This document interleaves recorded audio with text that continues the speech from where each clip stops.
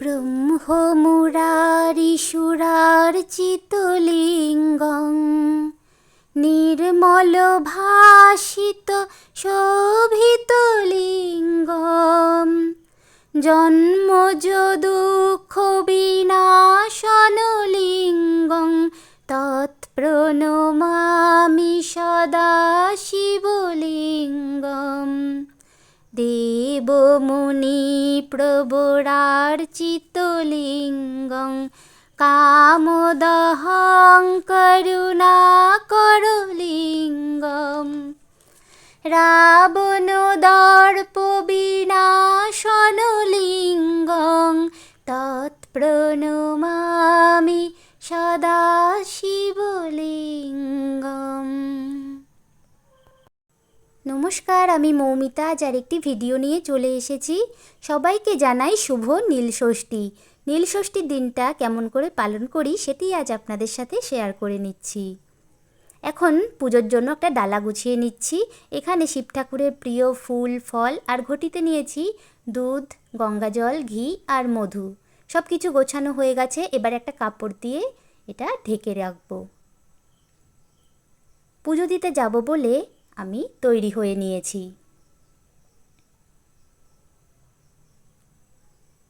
এদিকে শাশুড়ি মাও তৈরি হয়ে গেছেন আর শ্বশুরমশাইও আমাদের সাথে যাবেন, তিনিও তৈরি হয়ে গেছেন।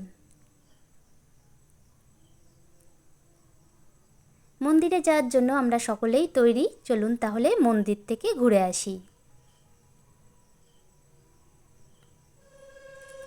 এই যে এই মন্দিরে চলে এসেছি। এই মন্দিরেই আমরা প্রতি বছর শিবের মাথায় জল ঢালি। সন্তানের মঙ্গল কামনায় আমরা মায়েরা এই নীলষষ্ঠীর ব্রত পালন করে থাকি। প্রতিটি মায়ের কাছে তার সন্তান খুব ভালো থাকুক, এটি ঠাকুরের কাছে প্রার্থনা করি। জল ঢালার ছবি বা পুজোর ছবিটা আপনাদের দেখাতে পারলাম না, কারণ ছবি তুলে দেওয়ার কেউ ছিল না। আর পুজোর সময় বেশি ছবি না তোলাই ভালো, তাহলে মন দিয়ে পুজোটা করা যায়।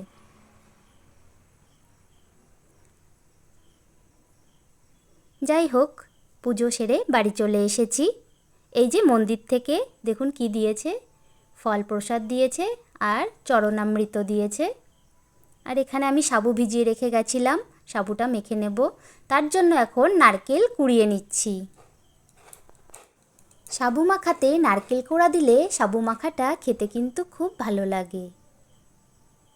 নারকেলটা কুড়িয়ে নিয়েছি।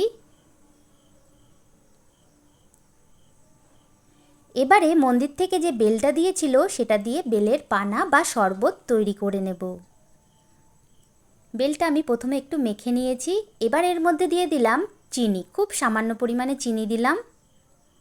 আর দিয়ে দিলাম জল। চিনি আর জলটা দিয়ে খুব ভালো করে এটা মেখে বেলের পানা বা শরবত তৈরি করে নেব। নীলষষ্ঠীতে এই বেলের পানা আমাদের খেতে হয়। উপোসের পর এই বেলপানা খেলে শরীরটা ঠান্ডা হয়, খুব ভালো লাগে খেতে এটি।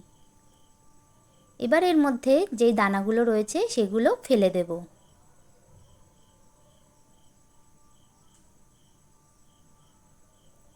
বেলপানা বা শরবতটা তৈরি হয়ে গেছে। এবারে সাবুটা মেখে নেব। তার জন্য নিয়েছি সাবু। সাবুটার মধ্যে দিয়ে দিয়েছি কলা। সাবুটা আমি আগে থেকে ভিজিয়ে রেখেছিলাম। এবার দিয়ে দিলাম নারকেল কোড়া।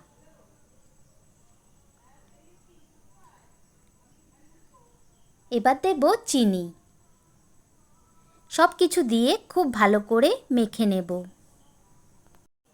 সাবু মাখাতে কিশমিশ, খেজুর, কাজু বাদাম দিলে খেতে কিন্তু খুব ভালো লাগে, কিন্তু আজ আমি দেব না, কারণ নীলব্রত করে আমাদের আগুনে জাল দেওয়া কোনো খাবার খেতে নেই। সাবু মাখাটা কমপ্লিট হয়ে গেছে। এবারে গ্লাসে বেলপানা আর সাবু মাখাটা উঠিয়ে নিয়েছি।